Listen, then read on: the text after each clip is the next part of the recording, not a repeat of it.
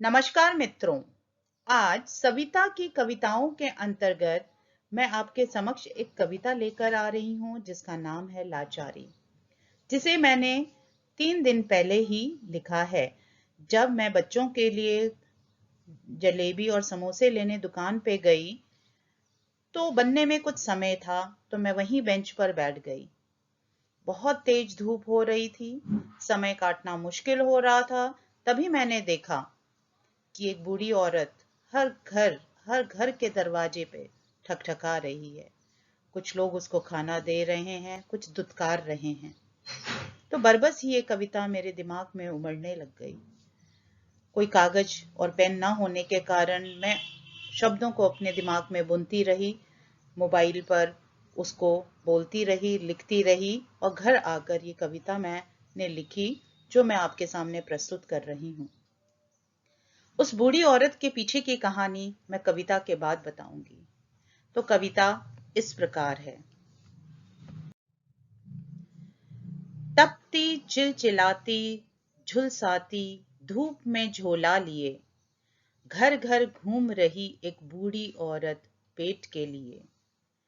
आंखों में नीरसता, शून्यता, कठोरता व आस लिए, हर घर के दरवाजे को खटका रही वो रोटी के लिए। मन में तरह तरह के सवाल उमड़ रहे थे। कागज कलम नहीं था, इसलिए दिमाग में ही शब्द उछल रहे थे। किसी घर से चावल व किसी घर से बासी रोटी मिल रही थी, पर चेहरे पे उसके कोई भाव न था।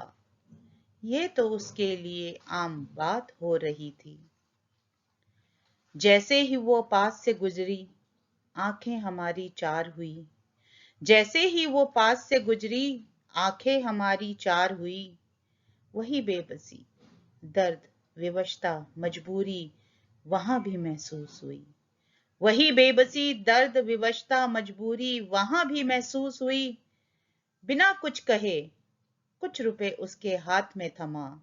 बिना कुछ कहे कुछ रुपए उसके हाथ में थमा। 2 आंसू बहा कि मैं वापस अपने घर को मुड़ गई। 2 आंसू बहा के मैं वापस अपने घर को मुड़ गई। धन्यवाद मित्रों।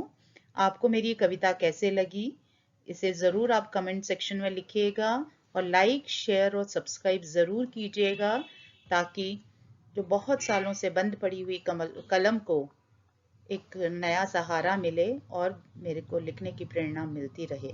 धन्यवाद। इसके बाद की कहानी जो है वो मैं आपको बताने वाली हूँ। जब मैंने वहीं पर दुकान वालों से पूछा कि क्या ये औरत रोज यहाँ भीख मांगने आती है, तब मुझे हलवाई ने बताया कि इसका जो पति है वो मेहनत मजदूरी करके अपना घर चला रहा था और अभी वो बीमार पड़ गया है, जिसकी वजह से ये औरत इस उम्र में भी मांगने को मजबूर है, क्योंकि इनके बच्चों ने इन दोनों को घर से निकाल दिया है। मुझे रोना आ गया, क्योंकि बचपन में हम बच्चों को जितने प्यार, लाड़, दुलार से पालते हैं, अपने कलेजा काट काट कर उनकी सारी ज़रूरतों को पूरा करते हैं, और बच्चे आपस में लड़ाई करते हैं कि ये मेरी माँ है, ये मेरी माँ है। पर जैसे ही बुढ़ापा आता है, बच्चे यही कहते हैं ये तेरी माँ है, ये तेरी माँ है। उनकी जिम्मेदारियां से दूर भागते हैं। तो ऐसी हालत में सबको ये सीख लेनी चाहिए कि बचपन से ही बच्चों को अच्छे विचार भरें, अच्छे शिक्षा दें, ताकि वो माँ बाप का सहारा बन सकें।